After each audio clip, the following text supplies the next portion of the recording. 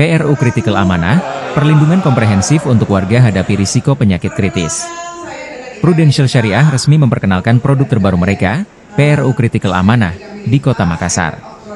Produk asuransi jiwa tradisional berbasis syariah ini dirancang untuk memberikan perlindungan menyeluruh terhadap risiko penyakit kritis mulai dari tahap awal hingga akhir, termasuk santunan bagi keluarga jika terjadi risiko meninggal dunia. Head of Product Management Prudential Syariah, Ika Mainita, menjelaskan bahwa PRU Critical Amanah adalah jawaban atas meningkatnya kasus penyakit kritis, terutama di Sulawesi Selatan. Data menunjukkan, kasus penyakit kritis di Indonesia meningkat hingga 28% pada tahun 2023, dari 23 juta menjadi 29 juta kasus. Produk ini hadir untuk memberikan rasa aman kepada masyarakat dengan perlindungan finansial yang memadai, jelas Ika saat peluncuran produk di Makassar, Jumat 22 November. Ia menambahkan, salah satu alasan mendesak hadirnya produk ini adalah rendahnya cakupan deteksi dini di Sulawesi Selatan. Pada 2023, hanya 7,9% dari target 70% penduduk sasaran yang telah melakukan deteksi dini kanker payudara. Dengan PRU Critical Amanah, kami ingin mendorong masyarakat lebih proaktif melakukan pencegahan, katanya. Bagian dari Pro Critical Amanahnya kita.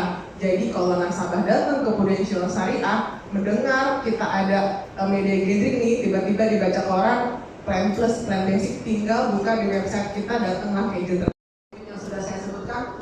Selain sejak awal, juga tadi ada pembebasan kontribusi,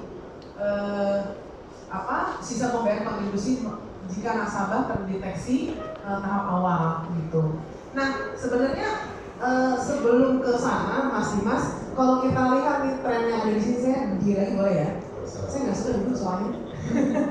Oke, di sini ini sebenarnya dari 74% itu secara global itu dia tuh terdiagnosa karena penyakit kritis. Jadi sekitar 41 juta orang.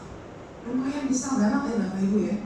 Masya Allah ya. Terus Syariah Indonesia itu telah membayarkan sekitar 2,2-2,3 triliun, ya, di mana 1,2 ini pembulatan lah ya, hanya kalau ditambahin kok 1,3 tambah 1 jadinya 2,2, itu ada pembulatan. Nah jadi yang 1,3-nya itu adalah klaim meninggal dunia dan juga kesehatan yang diberikan dari negara terbaru.